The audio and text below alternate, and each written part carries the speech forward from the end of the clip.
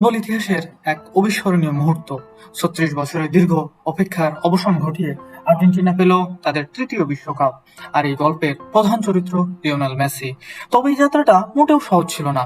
কিভাবে ফুটবল জাদুকর তার স্বপ্ন পূরণ করলেন, চলুন জানি মেসির ক্যারিয়ারের গল্প। লিওনেল মেসি ছোট্ট একটি ছেলের স্বপ্ন ছিল শুধু ফুটবল খেলা। আর্জেন্টিনার রোজারিও শহর থেকে বার্সেলোনায় পাড়ি তার প্রতিভা তখনই নজর কাড়ে।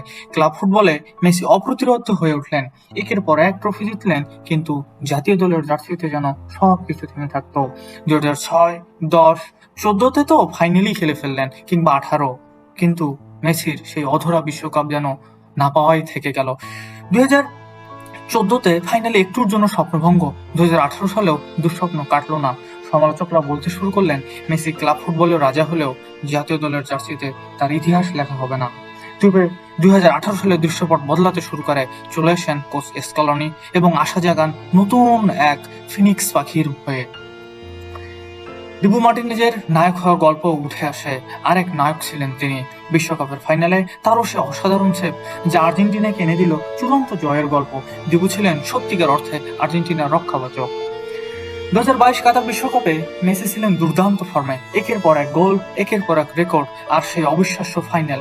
ফ্রান্সের বিপক্ষে ম্যাচটি যেন এক ফুটবল নাটক। অবশেষে ট্রাইবেকার ইতিহাস গড়লেন আর্জেন্টিনা। মেসি হাতে তুলে নিলেন বিশ্বকাপ ট্রফি। মেসি প্রমাণ করলেন স্বপ্ন দেখা আর লড়াই করার মানে কি।